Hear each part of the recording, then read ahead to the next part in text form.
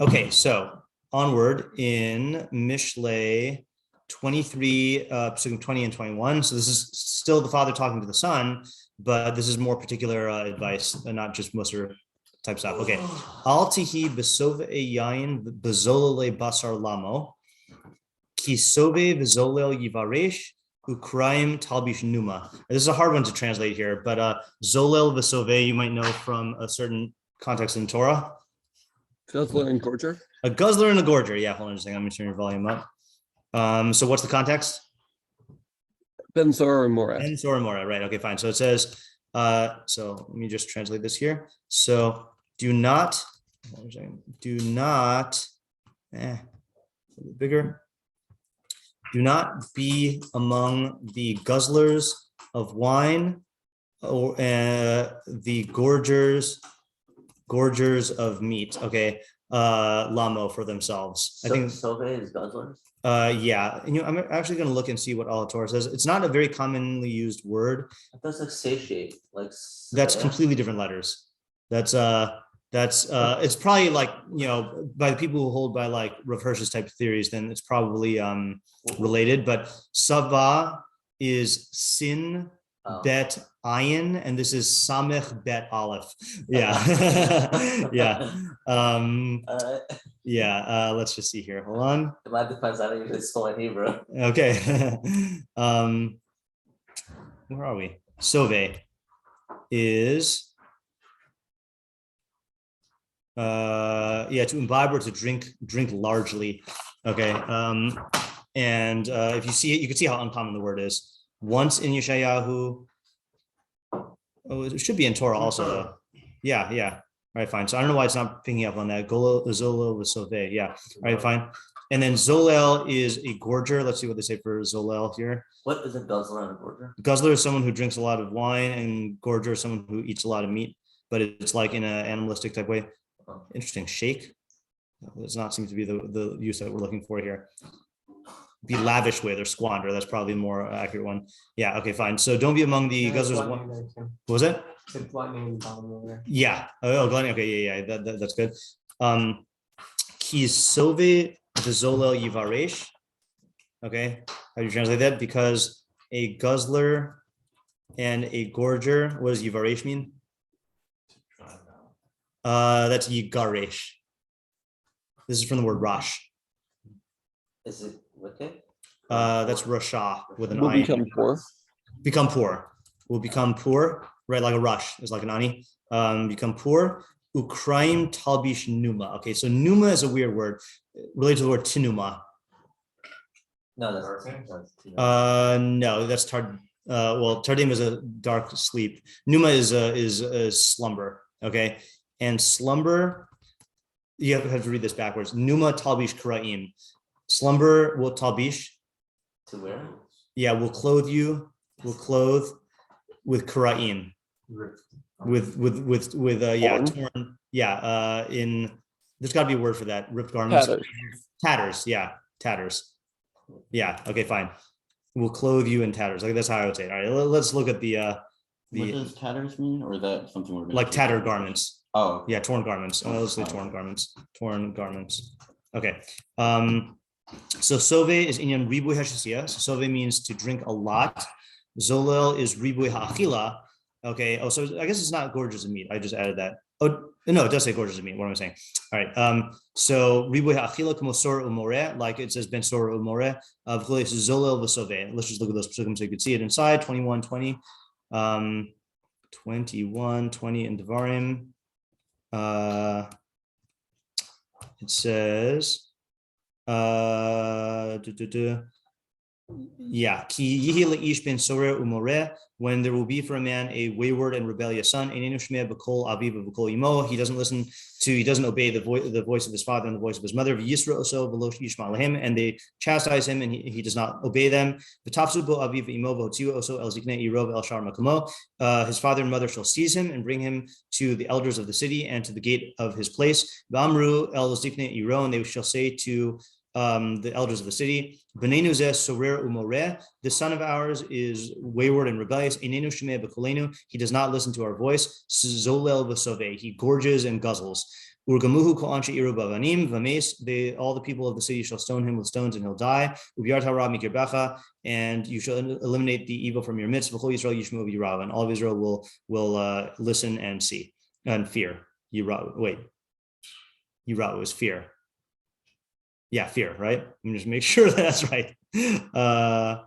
Yeah, it's hear and fear. Yeah. And the reason why I'm reading this, by the way, is because I think it's obvious Shlomo HaMelech is referencing this, right? Like he knows that you're going to do this. And again, just so we know, in case anyone doesn't know, this is the case because I'll say never did happen, never will happen. And if you look through all the halachos, it is extremely hard for this to come about, which is why they say that, yeah. The reason why the order is switched, Zolo, the Soviet, Zolo. Good question. I don't know. Yeah, it's a good question. We can add that as a question. Yeah. Where was that puzzle? Where's what puzzle? The puzzle you just read? That was in Devarim 21, 2020. Yeah. What part of it would did you say it's written that it never comes about or? Well, I mean, Chazal say that. They say lo hayv lo nivra, that in Ir Hanidachas. But the reason why is because if you just read through the halachos, it's extremely it's only within a certain 3-month period of time between when he starts reaching physical maturity and is a little bit more physically mature, and he has to eat wine. He has to steal money from his parents, but eat to buy the food and eat it in the rishus, with a gang of hooligans, and it has to be partially cooked and partially uncooked, and the wine has to be partially undiluted, and his father and mother have to have the same voice, and it's So this is something that is forbidden, and then how is it is there a separate punishment for this? It's a death penalty. Oh, death penalty. It is death penalty. Skila, right, which is the highest death penalty. Yeah. But that same Gemara that says that it never happened, so then the Gemara says, well, why is it there? And it says Dor Shemukabel Sachar. You should, so you can expound and get reward. It's there to teach you certain philosophical ideas. Yeah, but again, I mean, if you look at the Rambam codifies it the same as all the other halachos that it can happen. Okay, onward. Numa is miloshin tinuma v'shena, so it means slumber and sleep. Hine lo yanum v'lo yishan shema Yisrael. Lo yanum is to slumber.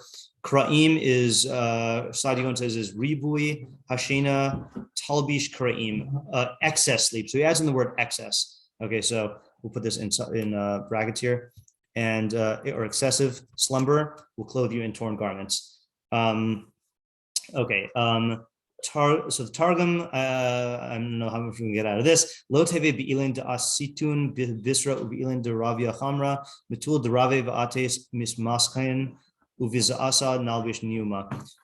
So based on my elementary knowledge of Aramaic, of the other words that we do know, then this is the same. I'm not going to go into it right now. Too low. He does use the same verb though for wine and eating. Same for verbs unclose. Is that what you're asking? No, I'm sorry. He's saying the same. Using the same verb both times. Oh, does he? Ealing for Bistra and Ealing Ealing means they. They who.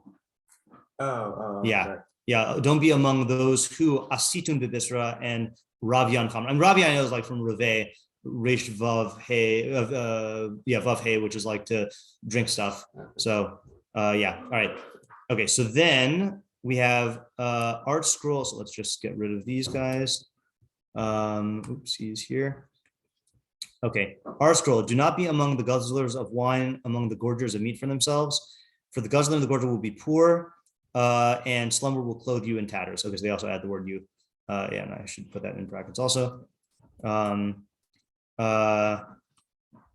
tatters actually is better because that's a noun. Tatters. Just take out garments. Okay. Living Nach says, do not be among those who guzzle wine and glut themselves on meat, for the guzzler and the glutton will grow poor, and dozing will dress you in rags. Nice little alliteration there. All right. Rags is the word I was looking for. Right. There you go. I knew there was a noun that has this. All right. Alter says, do not be with the guzzlers of wine, with those who gorge on meat, for the guzzler and gorger will lose all. Lose all. So he's translating Yivarish as lose all, and slumber will clothe him in rags. And in his Hebrew, he says the Hebrew does not specify an object for the verb. But contrary to many interpreters, it would have to be the glutton and the drunkard, now seen lying in sated stupor and thus neglecting his possessions, which he comes to lose. Okay, that's taking a stance on like what how it comes about. Okay, I think we're good here. Yeah. So what was the question that we already asked? Why the order is switched? Oh yeah. So that'll be a minor question. Why is the order of Sove Vizolel switched from how it is in the Torah? Yeah, Sean?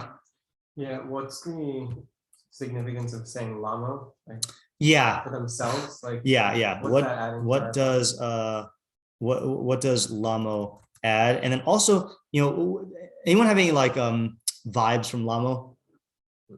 H das Lama. Yeah. So where do you see? So this is I don't know much about this, but this is song form, right? Like Tori, like in Oz Yashir, you have the I can never quote stuff out from memory. Like for example, all right, well, just we have a time machine. All right, 15 in Bashalach. Like what's examples? Yeah, Yochlemo Kakash, Torishemo Yadi, Timlaemo, right? Ishdas Lamo. So Hazinu, that's you're going from Hazinu, and Shemos. So it's very like it's only used in the Torah songs. Okay, like that verb form. I don't know what to make of that. So why use the stylistic song form? Okay, I can't answer that. I'm just listing it. Yeah, but definitely there's a pshat question, which is what does it add? Right. I mean, obviously, if you're guzzling and gorging meat, you're not doing it for like this is for you. Yeah. Ellie?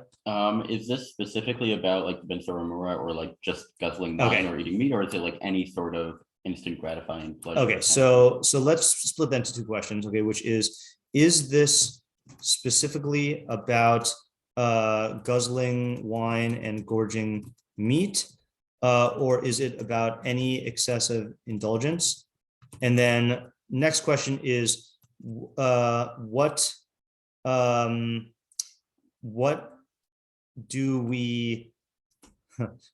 we to make of the clear association to the Ben Sorer Umoreh? What's interesting about it, by the way, is that the Ben Sorer Umoreh is called the wayward and rebellious son. Those qualities are not really evident here, right? This is just talking about what he does physically. Yeah. Yeah. Oh, sorry. Isaac's been waiting for that. Sorry. Yeah, Isaac. Yeah. A few questions. So, what does it mean to be, among them? Does that mean that you are doing it, or just that you're spending time with people who are doing it? Okay, that's actually a good question. What does it mean to be among these people? Are you engaging in this, or just hanging around people who do? Yeah. Yeah. And how will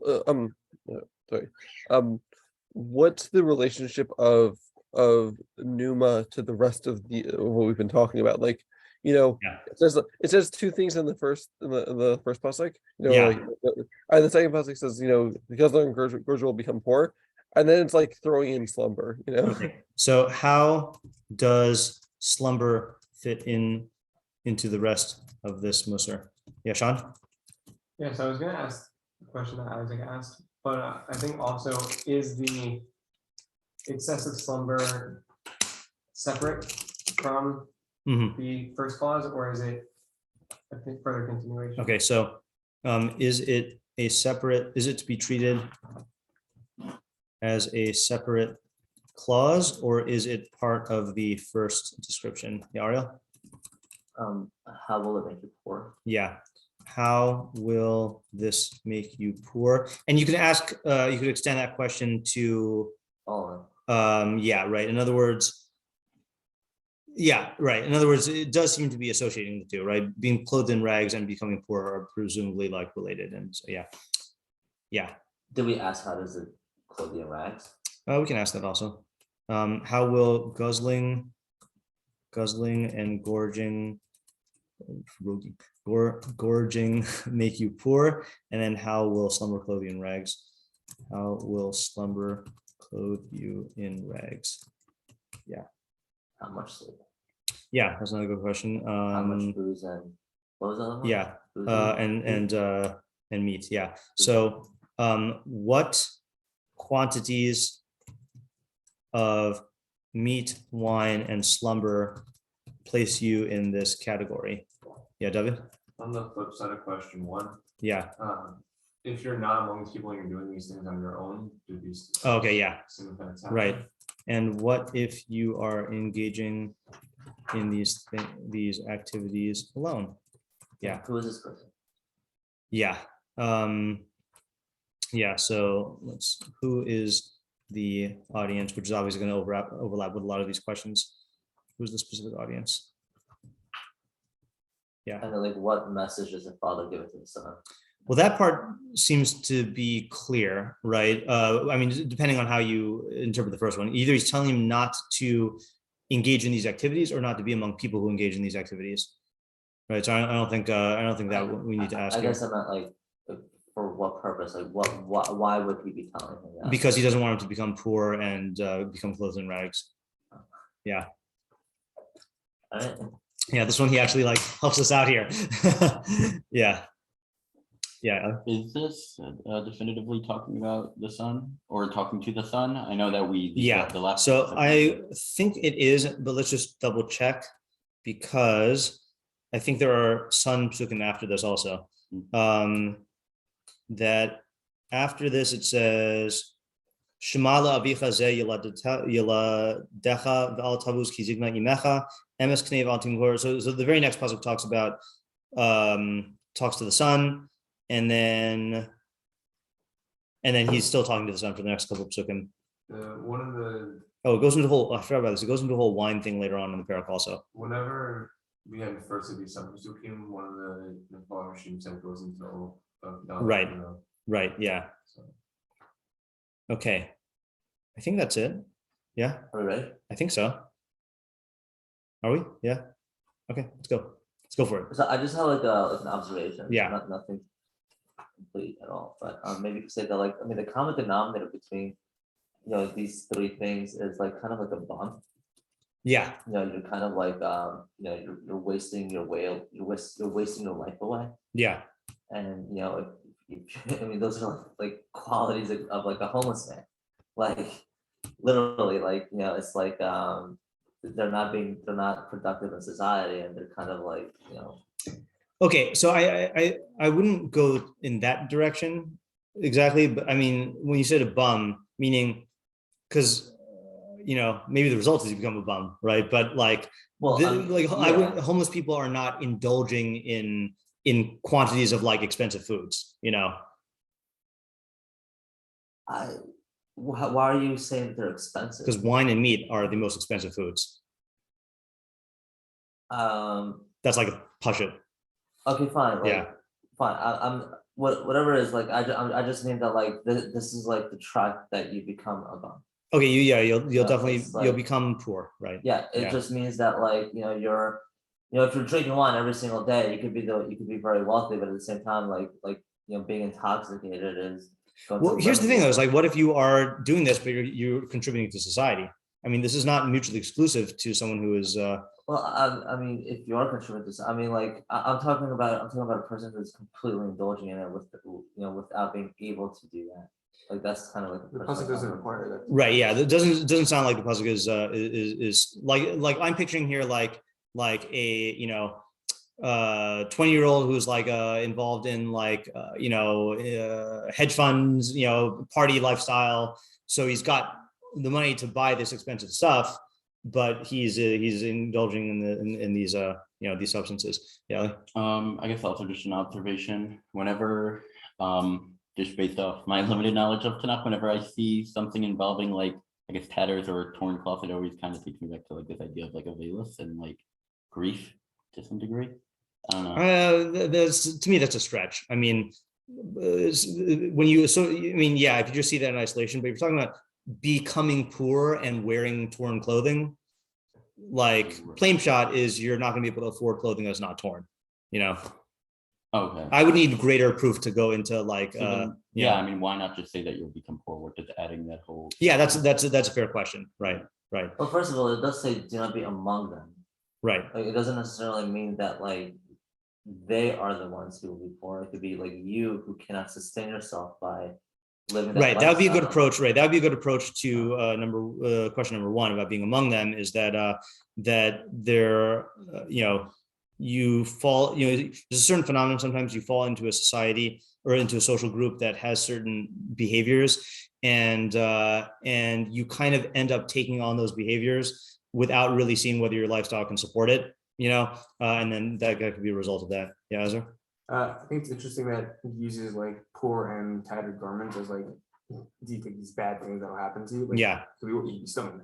So like, Right. it's really like that bad. I think it's using those because this kind of lifestyle is usually a person who like fears like being poor most. Like this is like that's the Yeah. So this is another thing that leads me to believe that this is not merely about this is not just talking to someone who's a type of maniac. This is talking about someone who is involved in the rich pleasures because the poverty is like the consequence that they don't want. So this would be a very Mishlei mida connected mida. Oh, you're going to be one of these people who's like having meat and wine every day. Well, you're going to become poor, Yeah. I'm also curious though if like these punishments are literal or metaphorical. Right. I'm going to go ahead and do what we usually do is assume that it's metaphorical, assume it's literal unless we're forced otherwise. Oh, by the way, just one thing also, just because we always have a tradition now to bring in Rambam Bekius whenever we can to this, that we were doing in Rambam Bekius, we're doing, or we're not doing anymore, but we were doing Kavod and Onik Shabbos, or we were doing Onik Shabbos, and we were talking about, why am I going there? Hold on just a second here. So there's this halacha that meat and wine is, so on Onik Shabbos is that you have like delectable foods. And then he says, Mishaya anu v'ashir v'hare kol yamos yamav kashabes. So if you're like, not ostentatious, what's the word? Anu is pampered, but like you live like the rich lifestyle, and you're wealthy, and all your days are like Shabbos. So the source of that is a Gemara in Shabbos that Amru le b'nei Rav Papa bar Abba le Rav Papa. So the place where the Rambam gets this from is the children of Rav Papa said to Rav Papa, Kagon anan deshtiach lan bisra v'chamra kol yoma. That like us, like we eat meat and drink wine every day. Like the measure of being rich is having meat and wine every day. Like I know in our society you could just go out to the store and buy meat, but like that's like a luxury to have meat every day, and wine. So I just wanted to like shore that up here. Yeah, Sean. All right, yeah. So I have an approach. Yeah. Okay, so starting with the Lamo part, Yeah. right, which we said was like this song form. Yeah. So for me, that gives the pasuk like this sense of like merriment, right? Like people are he's amongst these people who are like extravagant. Yeah. Right? They're guzzling wine, they're having meat, but it's Lamo, it's for themselves, right? So the person's there because they want to feel some sense of connection with all these people and like bask in this like euphoric feeling of being of togetherness. But at the end of the day, everyone is just there for their own desires. And so it's not genuine connection. Right? That's so interesting. They're all, and it's contrasting the among that you're like among these people. So you're trying to be with them. But at the end of the day, everyone's for themselves, including you. Okay. Yeah. And as a result of that, right, when you are just engaging in desire for yourself, even if you think that you're around people and like people are there to support you and they're going to be helping you, right? You're going to go too far, right? You're going to be engaging and kind of just collapse into this lifestyle. Yeah. And there's going to be no one there to pull you out. Right. Because no one's there to like help you and to make this a positive experience. Right. They're just there for themselves. That's interesting. And then as a result, you're going to become poor, right? And like the slumber, don't know exactly how to fit that in, but yeah, somehow that also like conveys like aloneness and like you're going to be like in tatters and no one's going to see it because you're just going to be like off. Okay, so that's very interesting. The two things I think of. One is I don't think it's a big leap to say to take the modern application of this to like certain drug culture, and with certain substances and partying and stuff like that. Similar thing of that they think that they're really all like that these are my friends, but really they're just essentially involved in a very indulgent self-indulgent thing, and and also they're not going to support each other's habits, like so that's not the heroin addict is not going to pay for the other heroin addict's heroin. Like that's just not going to happen. The other thing that I associate to from what you're saying is the opposite of this is simcha shel mitzvah. Like when Chazal say that, like when they different, I think in the Gemaras about them wanting to ban koheles, then they talk about how can koheles have certain pesukim that advocate simcha, and then certain pesukim that say that simcha is like is like futile and is going to lead to bad stuff.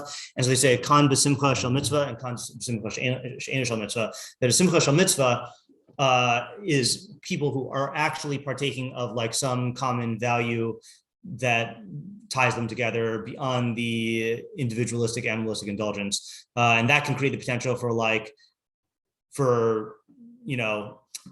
forget the potential that could avoid the like individualistic bottomless pit type consequence that you're describing here. Okay, that's interesting. Okay, I like the approach. Yeah, Ariel? I just want to ask a clarification question. Yeah. A guzzler and a gorger, like, is that that doesn't necessarily mean it's referring to like those people who is able to afford wine and meat every day, is it? Yes, that's the point I'm making. Yeah, that is it. Yeah. Why? Because how do you get meat and wine otherwise? Wait, why can't it be someone who just like completely indulges in like really excessively like wine? Well, you need to be able to get the meat and the wine. That's That's thing. fine. You can Right. get the meat and the wine. That's perfectly fine. You can eat it every day, like in moderation, whatever. But like, why can't it just be that like you're eating even excessively for a rich person, like more than you should? I'm just trying Eating to understand for why. a rich person? I I don't mean, get like it. if you're rich and able to afford all this stuff, right? Mhm. Like he's able to afford it. He's able to Right. do it, but that doesn't necessarily mean it's a negative trait. No, but guzzling and gorging is. That's what I'm saying. Yeah, Right. guzzling and gorging is, but that's Right. really excessive. Even it's excessive just relative to the person. Like if you're rich and if you're able to afford it in a way where it's like reasonable, right? And you maintain that, that's fine. But like even if it's excessive for you who's able to afford it, whether maybe through more money or through your indulginess, then it's like guzzling and gorger for that person. Like, I'm just trying to understand like why Okay, hold on a second. All right, so I think you started the question off on the wrong foot. Okay, so the premise of the question is, the premise of the pasuk is the guy has access to meat and wine. that's fine. Okay, right. I got that. But what you're saying is that when it comes to the quantity, then is this relative? Is that what you're asking? Yes. Okay, yeah. So that's a good question. I could see it being relative, but I could also see it have nothing to do with relativeness. In other words, like a guy who's drinking to the point of like drunkenness, Yes. it might not matter whether he can afford that or not. In the sense of like if he's like meaning in terms of the quality of Zola and Sove, it might not matter. Yeah, that's what I'm saying. Right. Okay. Yeah. But the consequence, I think I agree with Ezra's inference from before. The consequence is saying you're going to become poor, which is objectively bad, but it's also bad for the type of person who's prone to doing this because somehow he doesn't want that consequence. You could also say that you're going to get into a car accident. I mean, I know they're not cars, but like you're going to A horse accident. yeah, right. Yeah, David. A simpler read also. Yeah. Just talking about this type of lifestyle, that if you have a lifestyle of looking to like increase pleasure, that you're going to have to keep stepping up a little bit and stepping up a little bit. Right. Because every time you just go a little more and that's not satisfying, a little more, that's not satisfying. Right. To the point where at some point it's all gonna Okay, come. that's a good direct interpretation. What's the is that what they call the hedonic treadmill? I always have that thing comes into my mind, but I never know if I'm using it right. Hedonic treadmill. Hedonic treadmill is a theory positing that people repeatedly turn to their baseline level. No. Oh yeah, and then you have to end up increasing it, right? That according to this theory, as a person makes more money, expectations and desires rise in tandem, which results in no permanent gain in happiness. So this is more broad than this, but it's a similar thing. Hedonic adaptation, is that the other thing? Hedonic adaptation. Oh, same thing. Yeah, right. Right. Okay, so that's Oh, wait, it said not to be confused with hedonic adjustment. adjustment. Aggression is a real preference for no, that's something in economics it looks like. Yeah, all right, fine. So, that's good shot. Is that these are pleasures. So there are certain types of pleasures where you become used to a certain expenditure and it remains stable. And then there's other types of pleasures where the demand for the pleasure continues to increase the more you indulge in it, and then the expenses increase. And then before you know it, then you impoverish yourself. Yeah. Maybe also, if you want to pause this because of Lama or not, also the type of thing you brought with Tefilah Shabbat there. If you're never going to have a particular reason why to up things, then you're going to keep upping it with no. Then there's anytime is a reason to up it. Yeah. If there's say like, particularly for Shabbat, I'm gonna do some extra. So I'll have like my usual week and just like a nice baseline. Right. But then when I want to do things like more special, I'll get like a special bottle of wine for Shabbat, or things like that. Yeah. And if there's no particular reason to do it, then anytime you can do it, and you'll always be working. Right. I think that's a good inference also just from the way they phrase it of Sov Eyayin Zolale Basars. They do this regularly, right? It's not an occasional thing. There are harms that come from individual bouts of drunkenness. Like that's the Noach vineyard story.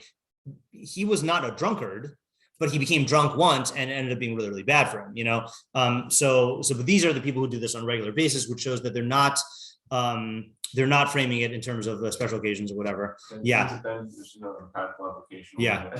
If you were to be engaging in anything like this, at least having for yourself special occasions inhibits this whole phenomenon from happening. That's true. Now, can we incorporate sleep into this? Non-metaphorical sleep. Yeah, non-metaphorical sleep. Yeah. Now, I think there's a plain shot for how sleep fits into this. Stuff makes you tired. Yeah, it makes you tired, and you end up sleeping in if you're drunk, right? I mean, so I think that would be the simplest way, But like it seems, I hear that and it makes sense. The only thing is like in the positive, like and slumber will clothe you tatters. It's like a different.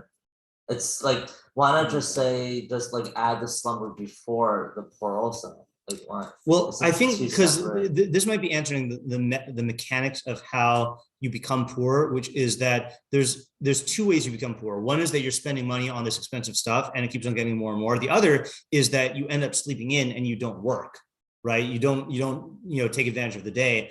And again, in modern society, you get fired, but back then, you only have a certain amount of daylight to do your agricultural stuff, and you end up becoming poor. So that could be in there just as spelling out the consequence. Can I spell the first part one more time? Like the first word where how will it make it poor without actually making it poor? What do you mean by that? Meaning what, like guzzler and a gorger will become. So first of all, the things that you're dependent on are extremely expensive. Yeah. Secondly, the more you partake, the more you're going to want. Third, you're doing it all the time.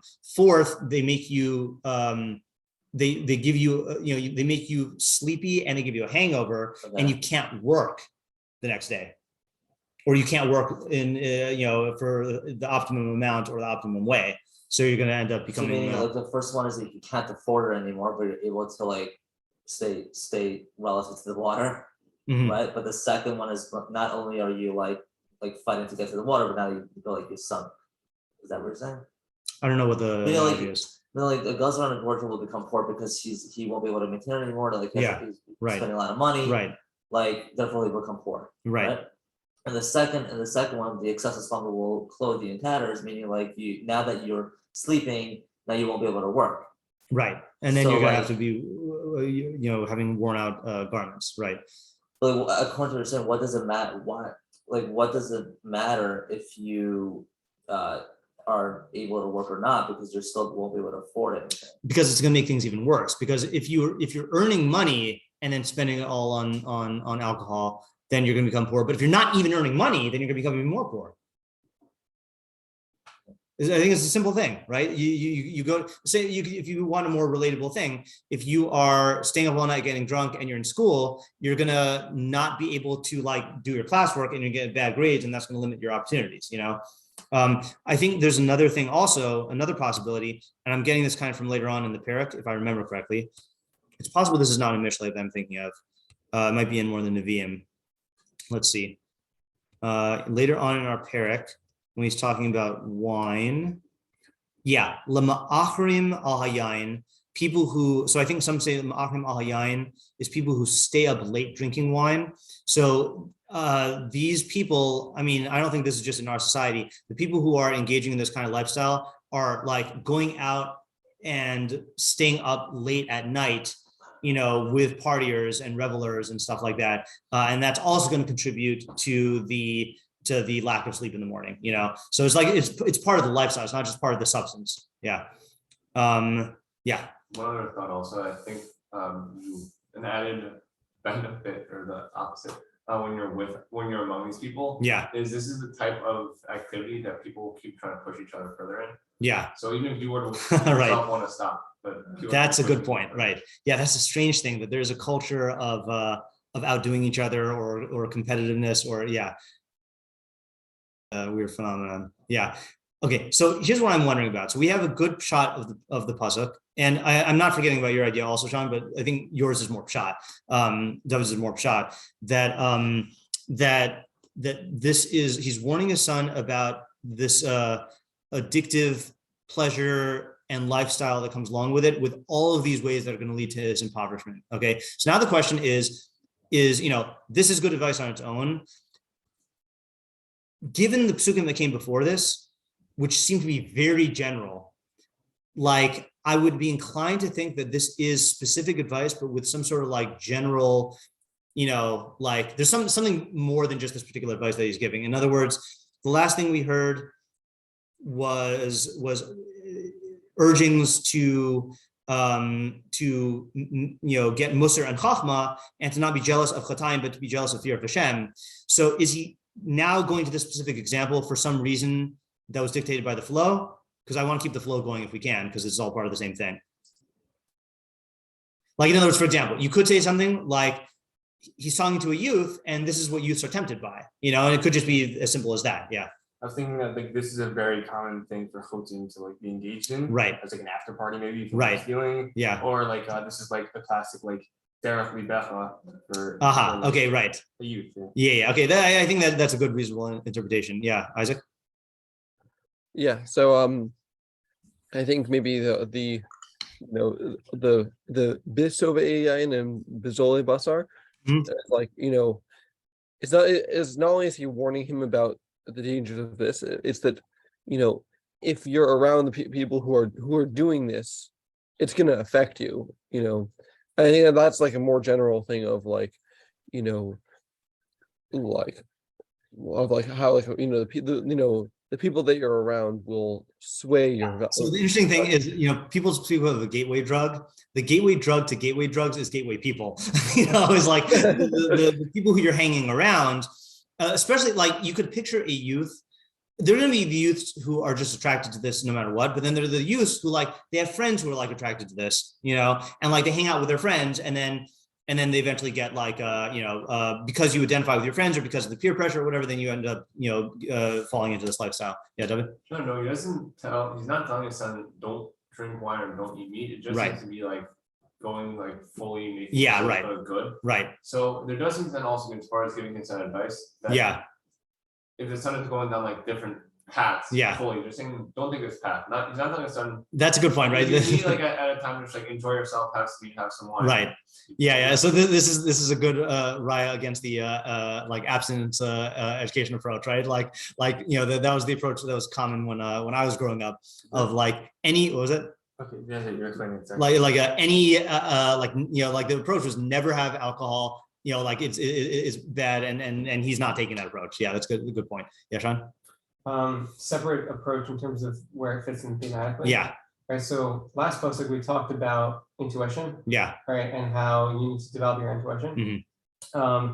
And specifically like this type of being among. Yeah. Right? So especially like this type of group to be among, but groups in general, right? If you're in a group that has a certain value system, they're going to skew your intuition in a particular direction. Yeah. That you won't even necessarily be aware of, because just being around them is going to influence you. Right. Put you in certain. So that fits in with not only with the last pasuk, but I think it really is a good exemplification of the pasuk about don't let your heart be jealous of sinners. which we said is the way to save your intuition from being influenced that way. So this is giving like an example of what would happen. There is going to be like a FOMO type thing if all your friends are engaging in this lifestyle. And if you allow yourself to give into that, then your intuition is going to be skewed by their activities. Okay, let's see. Were you going to say something else though, Ezra, or ask a question? No, okay. All right, so let's see what the Metzudas David says, since that's usually our first stop, and then go from there. Okay, it's 20. So he says, "B'sove yain b'chaburas sovei hayain lishtos harbe." So in a gathering of people who drink wine, drink a lot of wine. So he is going with our implication that it's not just saying don't be a person who drinks a lot of wine, don't be in a chabura of people who drink a lot of wine. Lamo, Rosalomar lahanas atman. Okay, so he is saying like Sean, that for their own pleasure. Lola. Oh, and like he's saying, like me too. Lola onik shavasos yom tovim v'choser gam hayayin. I bet he gets this from Rashi. Let's see. This is such a Rashi thing. Bosem shemarim lahem basar. No, he doesn't get from Rashi. Okay, fine. No, that's isn't that the Rid? Oh, the Rid. Thank you.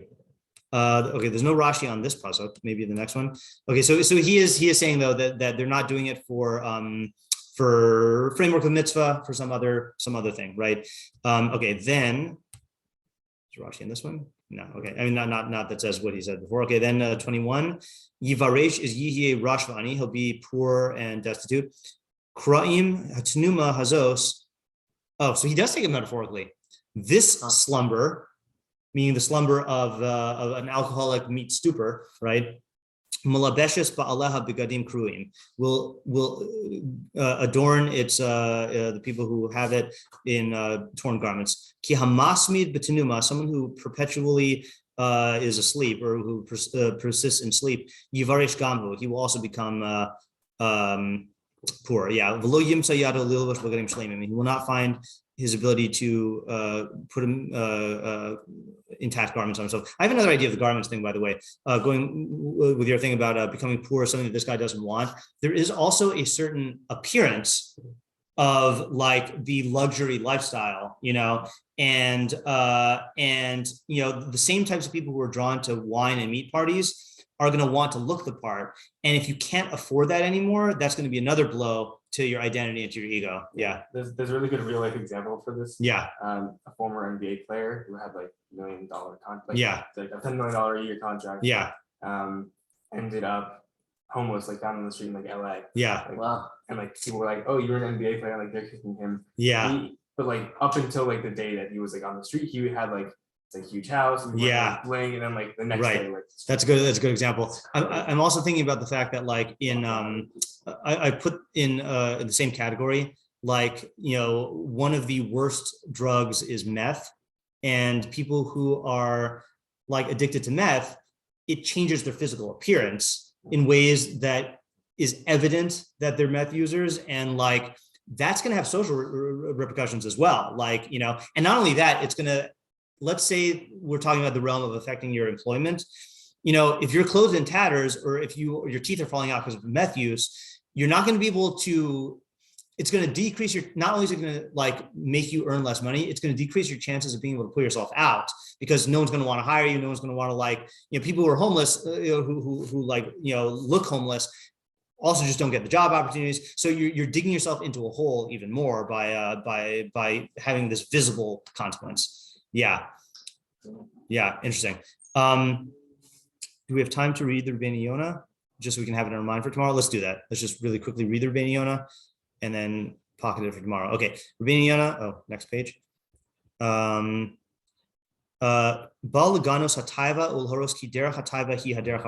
This is coming to degrade taiva and to teach you that derech taiva is an evil derech. V'gamin ha'olam hazeh hi toredas. It's going to drive you out of olam hazeh. Ki hanimshach afrei ha'taiva halo yihi zol v'sove v'hinei hu yivaresh. Ki fazer hono lamalos taiva. So he's going to squander his money to support his habit, his taiva. V'sheni, second reason, ki hemshech ha'tanugim yolid ha'atzla v'shena. Oh, that's another thing. Oh, that's it. That we didn't say. Is involvement in the world of pleasures is going to give rise to laziness, okay, and shena, because you're constantly pampering yourself and taking yourself out of of situations of pain and conflict. Af ki hayayin yolid hashena, and wine gives rise to sleep. Al kin gina bakan as hashena v'amar ukraim tavish numa kin shnemar ma'at shenos ma'at numos uvak mahalak reishacha. Okay, we'll look at this tomorrow. Lineder. V'takin lefarish ki hamikra hazeh ba lagana shtei hamidos ela. It's possible this is coming to degrade two midos, tanugim v'ha'atzla, excessive enjoyment and laziness. Kishten murushashos es ha'ish. Both of them impoverish a person. It's proper for the Av's first rebuke to be about these midos, because leaving aside tanugim and then having zrizus is a big like bodily perfection. I think it means it's good for you physically. As it says, your body is the abode of your soul. So you got to take care of your body if you want to take care of your soul. Okay, yeah. All right, so we'll let's read that again tomorrow, and then let's see what else we get. Okay, nice pesukim. Thank you. All right, have a good day. Thank you. Yeah.